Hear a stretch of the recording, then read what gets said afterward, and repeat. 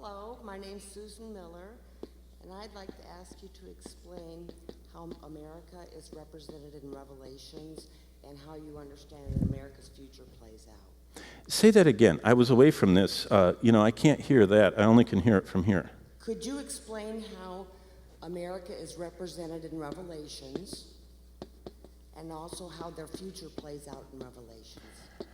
Oh, what a good... Was that Susie Miller? Susan Miller. Suzanne Miller. What a good question. Thank you, Susan. America in Revelation. And what is America's future? Future, like in Revelation. Is America in Revelation, and what is America's future Revelation? Boy, that's a good one. America is not in Revelation, and our future is like everybody else in the world's future in Revelation. So let me go through that. We should be very cautious with, and I don't know who to use as an example. I'll use a past example, J.A. Zeiss. None of you have ever heard of him. Or I could go through a lot, because I have 122, I think, commentaries in Revelation. There are two ways of looking at the book of Revelation. One way is to take the book of Revelation, all the stuff there, and look out at the world and say, that must be that. Oh, that must be this. Do you remember Gorbachev? Remember Gorbachev had that birthmark or whatever it was, kind of a purple spot somewhere on his head? People thought for sure that, that was something prophetic, that Gorbachev was maybe something to do with, he was a Russian leader, if any of you remember back at the time. I don't even know how you spell Gorbachev, so let me just erase that. But that's an example of people taking, like the beast, or 666. I actually pastored a church for many years where the entire church's goal of many of the families was that when their children were born, they hired lawyers because they would not allow their children to get a Social Security number. And it was, everyone talked about it. Every time you're around church, they were all talking about, well, I found a better lawyer and we cannot have a Social Security number because Social Security numbers are the mark of the beast. And so the Social Security number was taboo.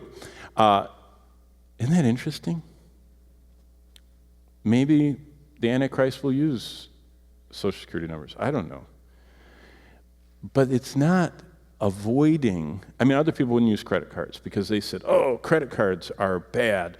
It's just like there are other people that saw the signs of the Antichrist and everything, like the Gulf oil, symbol had some kind of satanic overtone to it. The Starbucks, that funny mermaid thing, that's got something bad in it. And there's just people, they're trying to pick all of the metaphors of Revelation and tie them to something in society. And you know what? Like the blood moon deal. Do you remember the blood moons, the 4 big blood moons we had in 2015? The people that sold gazillions of DVDs took something that had nothing to do with Joel or Revelation 6 and Joel 2, but people are so curious about Revelation that they just sold a lot of DVDs. Okay, so is American Revelation? No. No more than France is. No more than Japan is. Now, are there geographic places in Revelation? Yes, there are. In fact, in Revelation, and we have 2 minutes, what you find is Jerusalem is the center of what's going on, and there is the king of the West, which probably is the beast, the Antichrist, Western Europe. There's the king of the North, and we're talking about the climactic ending of the battlefield is a 4-part march on Jerusalem, the kings of the South. So actually, yes, there are the kings of the East. And actually, China is actually, the ancient name of China is actually in the book of Isaiah. That there is a mention of the kings of the East, which is one of the early titles of China. The kings of the North, which could either be Russia or the Soviet Union or the Stans. The kings of the South, which it's fascinating how Israel, all of the descendants of Ishmael and Esau are all, south in some direction from Israel. And then, of course, the Antichrist in the West. But back to this, and I think we should pick up on this. What is America's future according to Revelation? Well, what's sad is Revelation 3 tells us that the hallmark of the last days is when the church gets rich, increased with goods, and are so busy with all their trinkets that they don't have time for God. I know people that got to Star Wars hours early so they could be the first one to be in the first screening. And they stood in line for 1, 2+ hours. And then they sat through a 145-minute, whatever it is, I don't know how long it was. It was long, 2 hours plus, I think. And those same people thought cover to cover or any Bible reading program is tedious because it takes 15 minutes a day.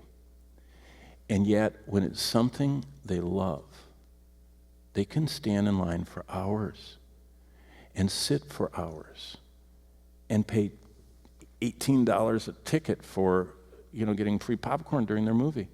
You want to know how America is in the future? The worst thing for anybody is prosperity. For every person that is prosperous, the Puritans used to put it this way. They say 99 people can go through adversity and not deny their faith, but only 1 out of 100 can stay godly through prosperity. Now, the Puritans were really down on prosperity because they felt, Revelation 3 says, when you're rich and increased in goods and don't have need of anything, you have less and less time for God, and you're more distracted by everything else. So what I think is going to happen to America is increasingly going to go the way we're going. Churches are going to be entertainment-driven. They're going to be what we call seeker-friendly, which means you don't offend anybody but God. You don't see anything that offends the people. You have diminution of the service. You make them simpler. You make them funner. You make them shorter. In fact, I've spoken at Bible conferences for 30 years. When I started out, I used to speak for 1 hour. Now, the modern ones, the cutting-edge ones, are telling me 20 minutes. Can you cut them in half? People won't sit for more than 20-some minutes. I said, really? They go, mm-hmm. And they say, can you show some music videos kind of as illustrations? Because they are used to that. I go, That's where we've gotten. And people wonder why they're anxious and peace is distant from them. It's because America's not in Revelation, because I think we're going to implode for many reasons. And the future I see us is this Laodicean church, that we're blind and poor and miserable and naked and far from God. And I think America is just losing its spirituality, and they just have a form of godliness. And where is America in Revelation? And that was the first question. I would add to that, so the book of Revelation we're talking about. Is America mentioned in the book of Revelation? That's number one. But number two, also, where is America just not even in one book, but in prophecy? And I think that's significant for us to think about and to ponder how we live in an age where the Lord said the chief characteristic of the age in which we would live, in fact, since we're doing Q&A from the Bible, let's go to Matthew 24. Let me show you one thing. The chief characteristic of the end times, Jesus mentions over and over and over again in his longest sermon on prophecy. Remember, Jesus is the one that is the spirit of prophecy. The spirit of prophecy is what Jesus is all about. He is the one who wants us to know what's coming, what's happening. And so he inaugurates prophetic studies in the New Testament by Matthew 24, which is repeated in Mark 13, which is repeated in an abbreviated form in chapter 21 of Luke. So all of the synoptic gospels have this prophetic factor. And then, of course, the Apostle John wrote so much in the book of Revelation and 1 John about the future. But look what it says starting in verse 4. Take heed that no one what? In verse 4 of Matthew 24. No one what? Deceive you. Okay, verse 5. Many will come in my name saying I'm the Christ and will what? Deceive many. Verse 11. Many false prophets will rise up and what? Deceive many. And keep going down to verse 24. For false Christs and false prophets will rise and show great signs and wonders to what? Deceive. So the important thing to think about whenever you get into anything prophetic is that the key element of the last days is religious deception. And what Jesus said, who never exaggerates and always speaks the truth and is truth, is that there are going to be many, verse 5, many are going to say, I'm coming in Christ's name. Many will say, I am the Christ, and believe it or not, people will believe him and will be deceived. So as we go into this discussion, remember we're going into a place that is fertile, that is ripe, that is filled with, just look at the internet. Just search Google for America in Prophecy. There's a good one. America in Prophecy. And you will get an immense amount to sift through, laced with, all kinds of interesting stuff. So watch out for deception. And the way that you know a deceiver is they usually have something off on the doctrine of Christ, or they're adding to the Scriptures, or they're inconsistent with the whole. If you remember last Sunday morning, the triangle on its nose and saying that all 31,101 verses of the Bible should have weight upon any individual verse in the Bible. In other words, whenever we're talking about prophecy, salvation, church polity, anything, parenting, marriage, daily life, any verse that we pick, we should find a analogia scriptura, a consistency with the whole, that God would never say anything in part that would be in disagreement with any of the other parts. See, that's the consistency of Scripture, and that's the challenge, okay? So let's go through America in Prophecy, starting in Revelation. And let me just show you a few places that people say, and I would not agree with this, but I'll just show you what's out there. Revelation 12. So let's go there first. People see America in Revelation 12.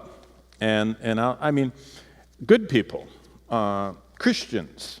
A lot of times, people are so zealous to read the current events into the Scripture. And so Revelation 12, let me find it here, 13 onward. So Revelation 12, 13 onward.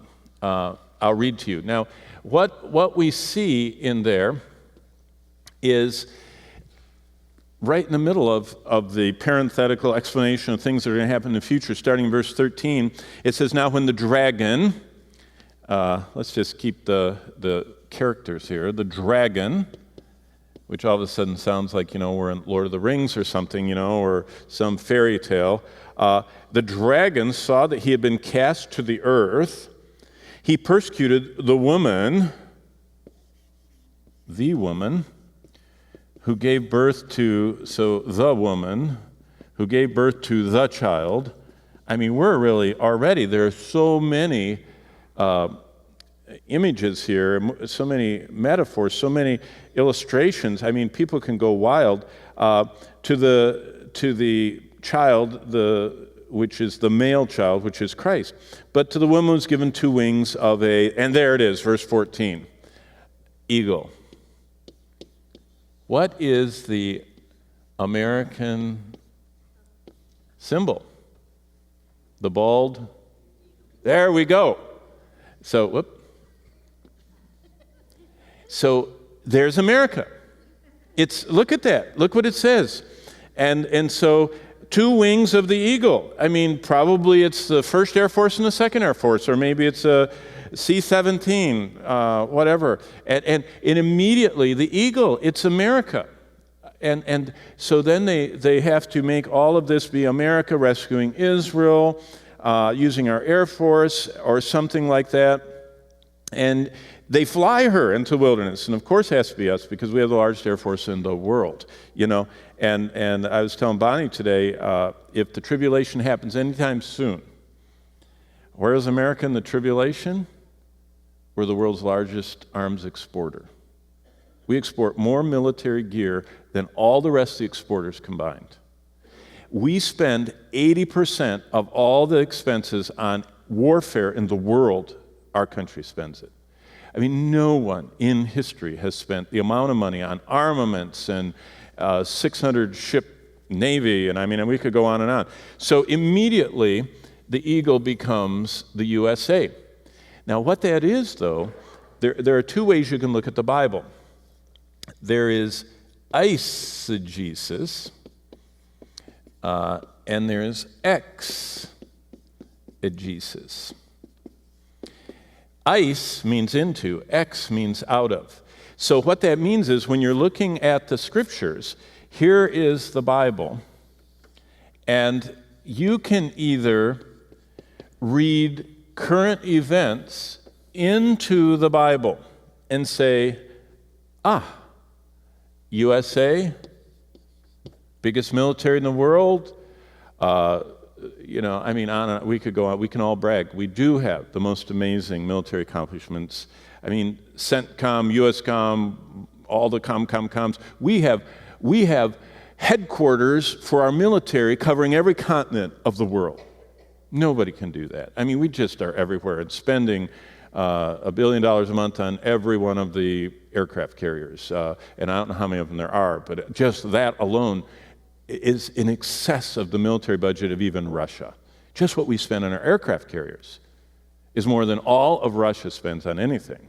So, I mean, it's just unbelievable. But because of America being so big, we read or an eisegete, an eis, which means into, it's a preposition. An eisegete reads into the Bible, America.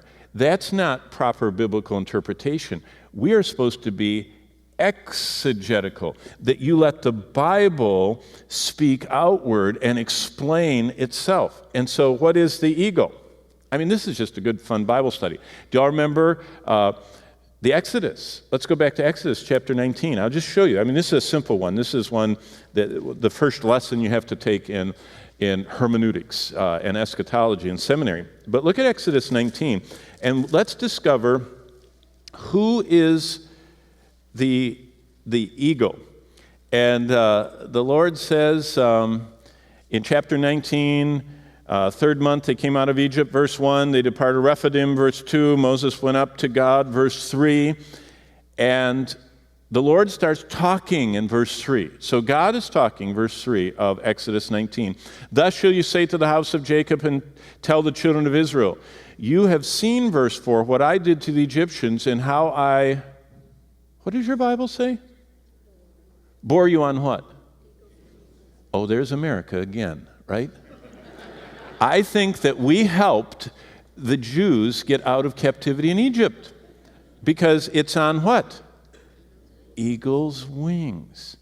Now see, and we could go to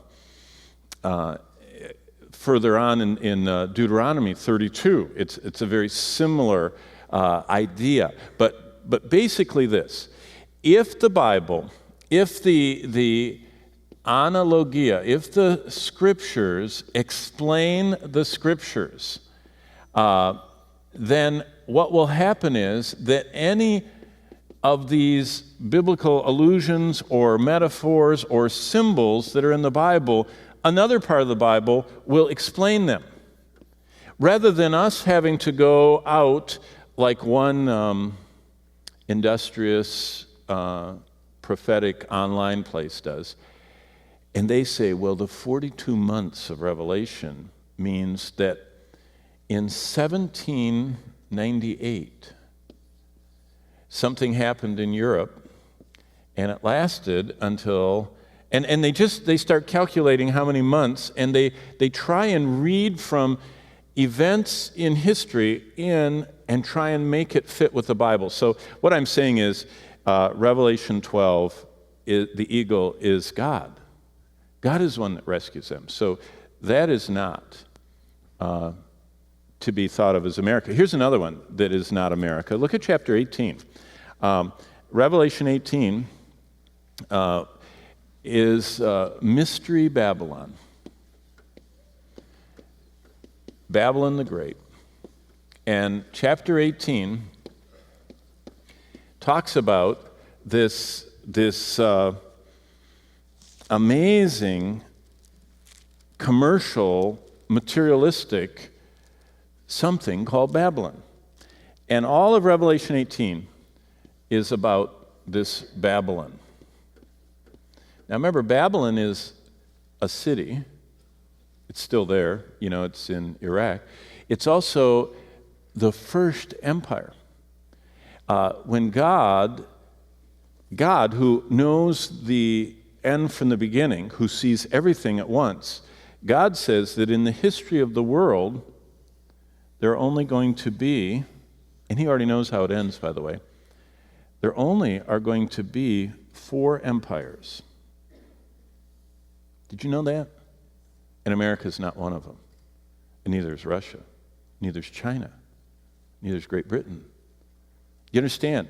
We already know the empires of the world. God has already said in Daniel 2 that until his kingdom is established and destroys man's kingdoms, there will be 4. And they are Babylon, and then the Medo-Persian, and then the Greek, and then the Roman. I mean, that is in the scriptures, clear as day. Daniel 2, Daniel 7, repeated.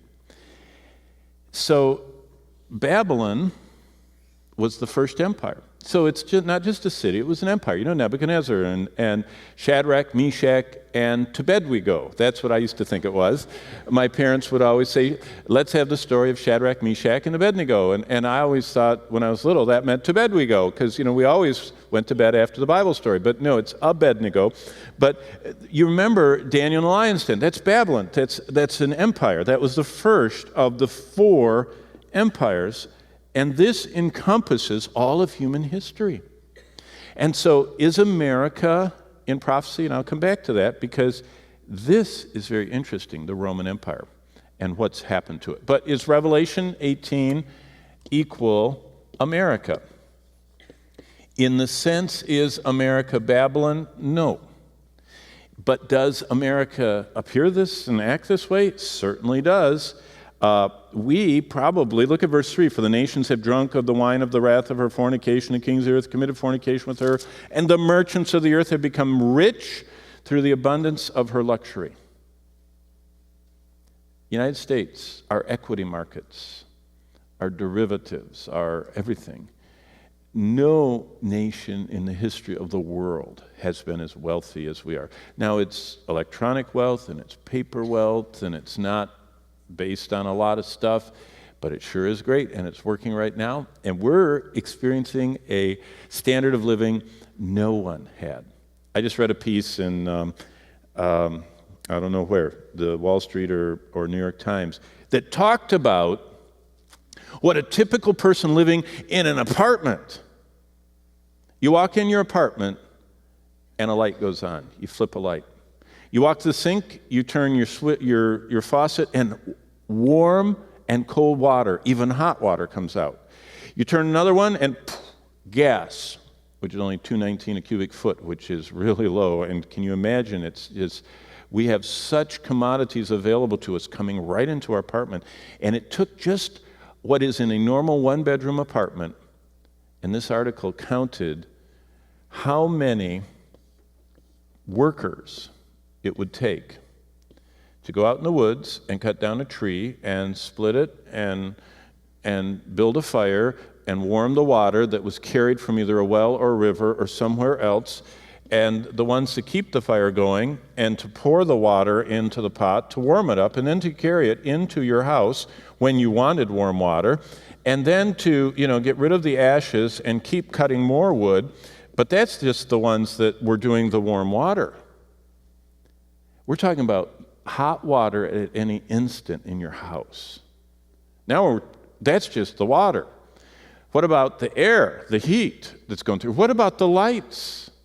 And it talked about how many people you would have to have working for you all the time to just be the conveniences that a normal $400 or $500 a month apartment, or $600, whatever they are, costs.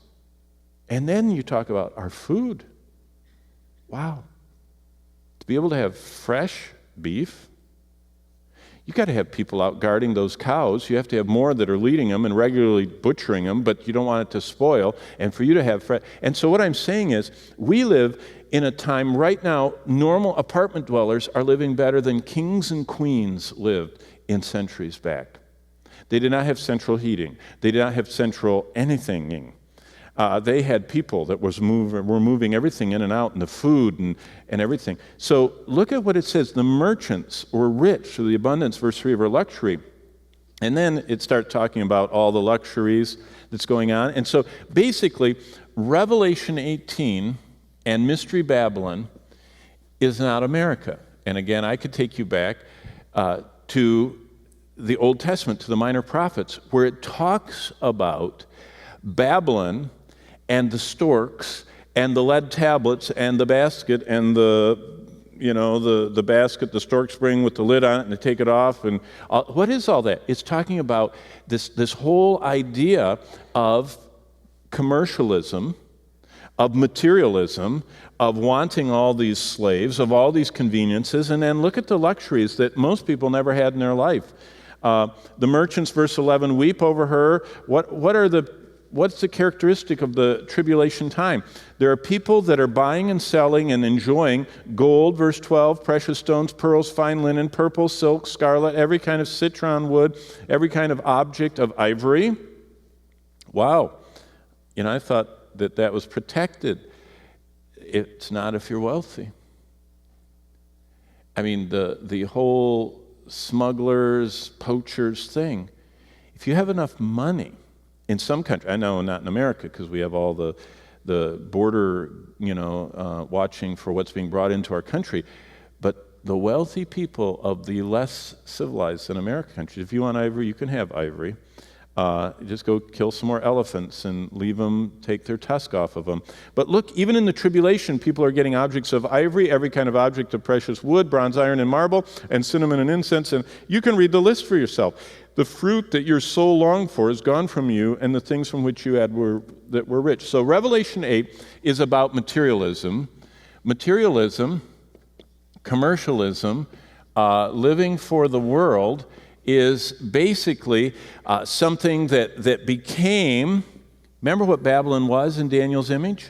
Do you all remember? Say yes or no. The head of gold, yeah, yes, some of you know. Some of you remember that from Sunday school. Go back to Daniel chapter 2, and you remember this statue. The first empire was the wealthiest, Babylon, Daniel chapter 2. And you notice that God talks about them, the head of gold, and then the chest and basically the thorax here of silver, and then the bronze, and then the iron. Basically, the material gets less precious in each empire. It goes from gold to silver, and of course silver is great, but gold is better.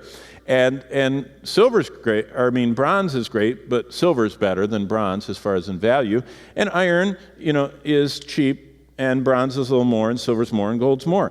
But gold, you can bite it. Remember the Westerns where you bite it? It's so soft you can actually sink your teeth into it. You can't do that with silver. You break your teeth with bronze, and iron crushes stuff. And so there's an increasing strength of the empires and a decreasing wealth. And the Babylonian commercialism, the first empire, was fabulously wealthy, the head of gold. And so this is not American. I could go on and on. But watch out for people that say that America is in Revelation 12, America is not the eagle. God is the eagle.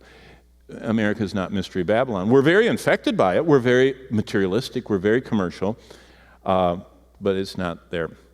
Now, where is America? Well, let's go back to Ezekiel, because you're in Daniel. Back up to Ezekiel. I want to show you something. 2 verses. In Ezekiel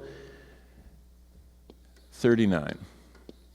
Because this is interesting. And if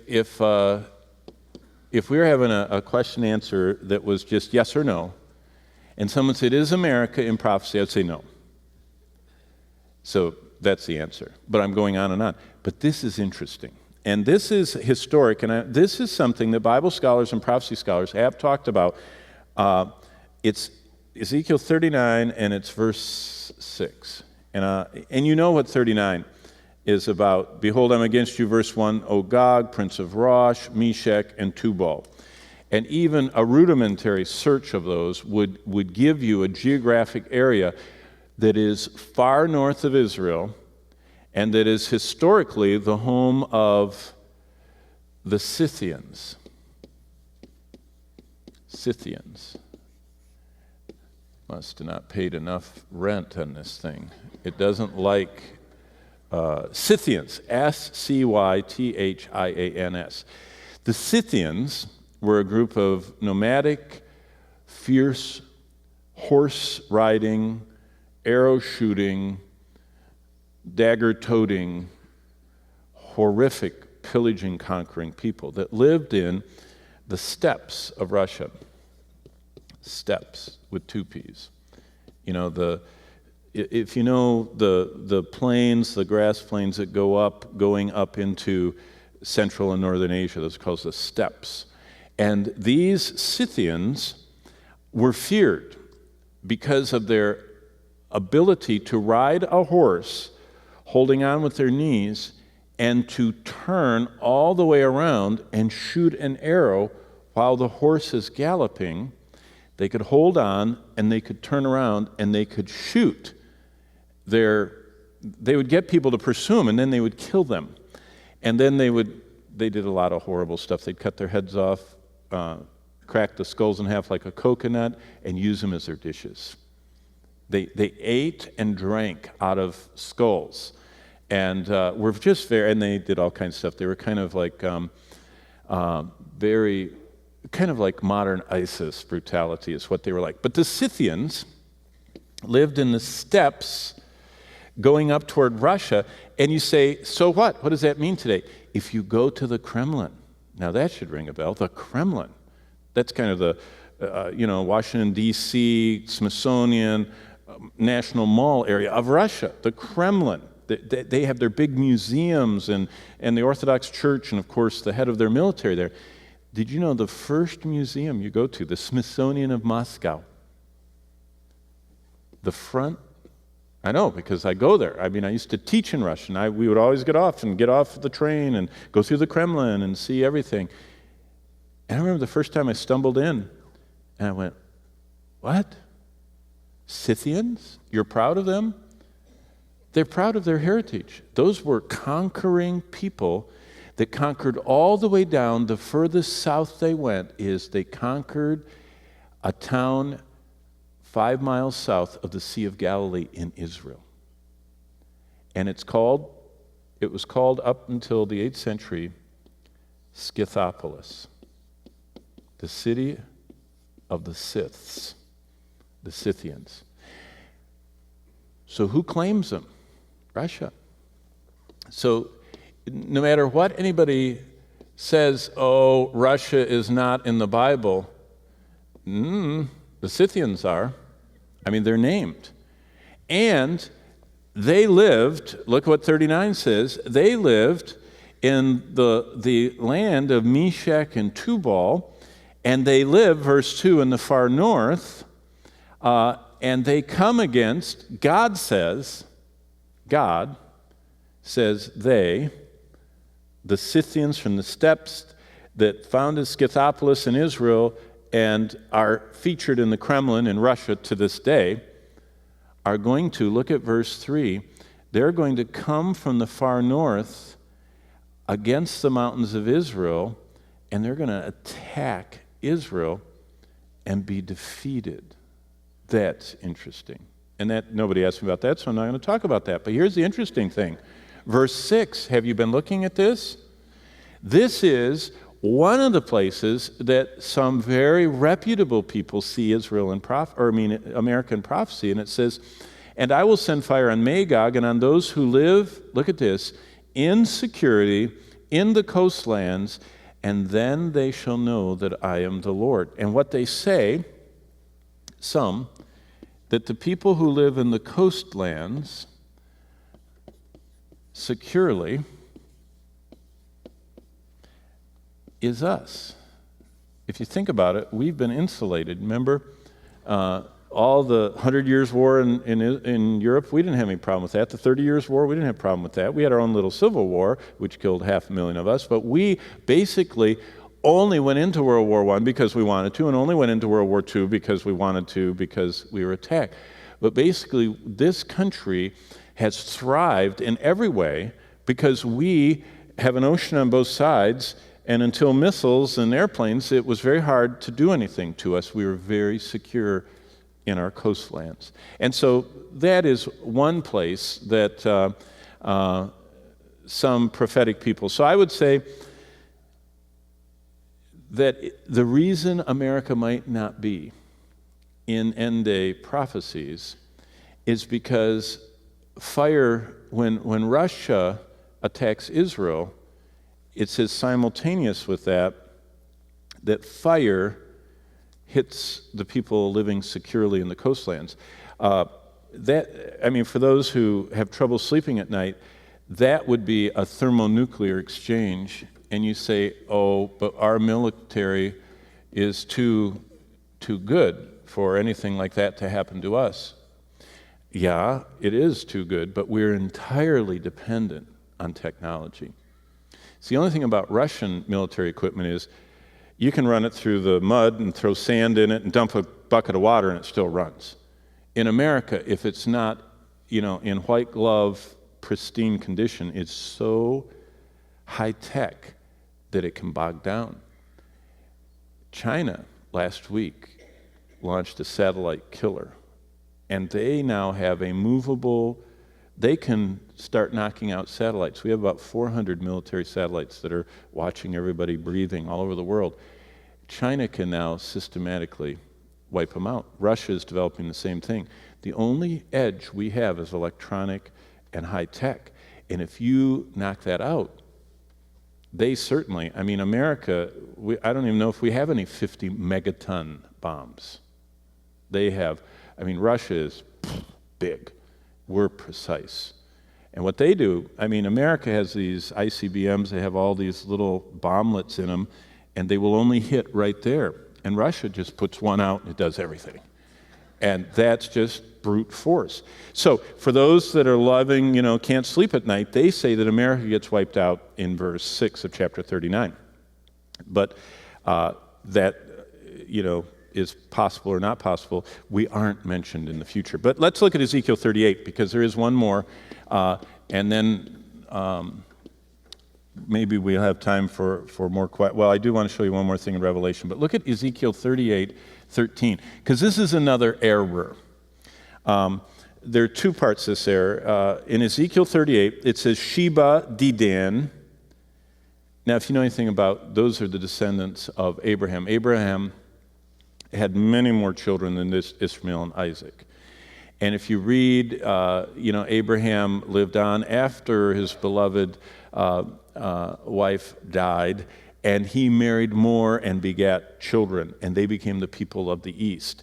And a lot of these descendants of his are the desert nomadic people, not just the Ishmaelites that came through his son Ishmael, but also the other descendants that came through his other wives. But that's all just normal. But look at the end or the middle of verse 13.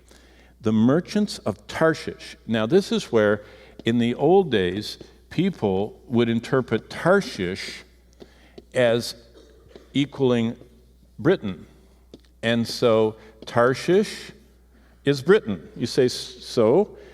And so the merchants of Tarshish and all their, and the New King James says young lions, or merchants is a variant of that. So Tarshish is merchants or young lions or descendants from Tarshish. So what they're saying is the American colonies, the 13 colonies, are the young lions of Tarshish. Well, the problem is in the Bible, most likely Tarshish is Spain. When Paul wanted to go to Tarshish and went on his missionary journeys, most of the Bible scholars of the Pauline life says that he went down into Spain. And so it's very hard to equate Tarshish as Britain and then the 13 colonies. That's one error. So I would say don't see the U.S. in Ezekiel 38. Don't see the U.S. in Revelation 12, the eagle. Don't see the U.S. in Revelation 18. That's eisegesis. That's reading into the Scriptures. That's not letting the Scriptures speak out. So where is the U.S. In Revelation? Well, in Revelation 2 and 3, we see the condition of the churches. And the condition of the churches, if you remember, Ephesus was distracted. They left their first love, so they're distracted. And the Lord is displeased with them. And I would say that's a good description of much of what's going on in America. So many churches are distracted. Did you know we don't even need this building? We certainly don't need millions and millions of dollars of equipment. All of us are supposed to be reaching individuals for Christ. Sometimes all of the other stuff, this is a tame church compared to many. Churches have bowling alleys and juice bars and Zumba.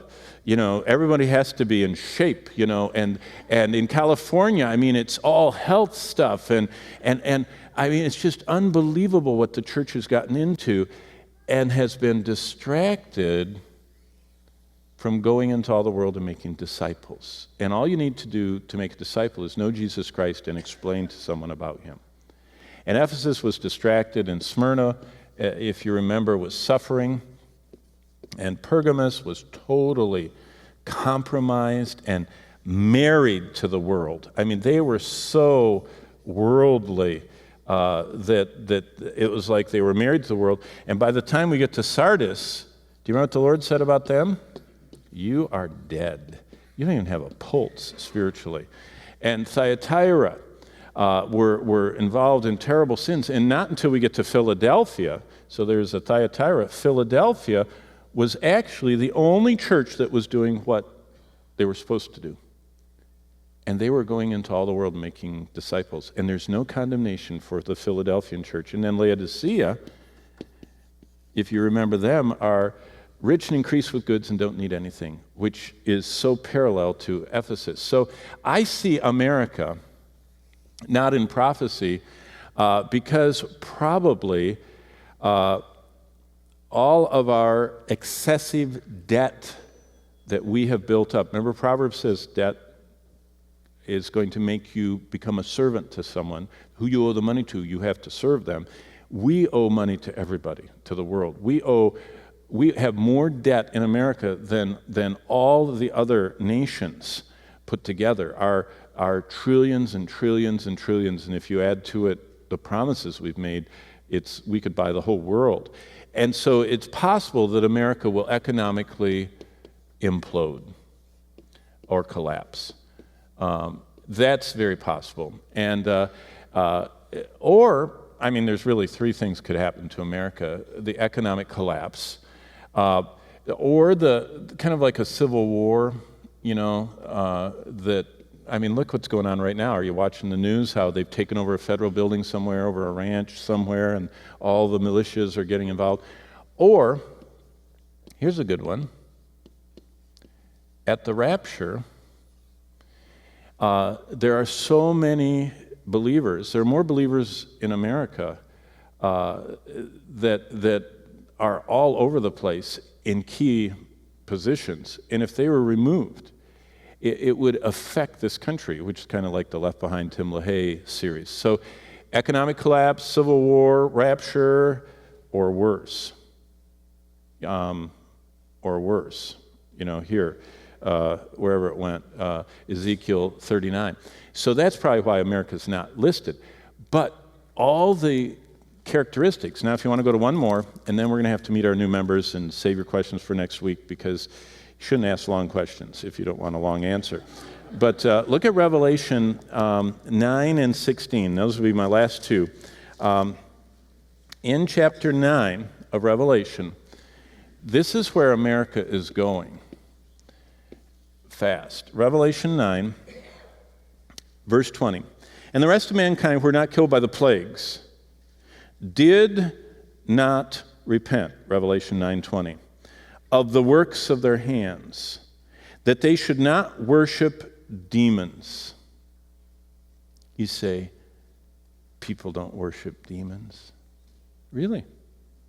Many of our video games, the monster ones, actually use biblical names for demons in them. I mean, Apollyon is the destroyer. Those are actual named demons. And there is such a demonic hold in America. There's such a desire for the paranormal.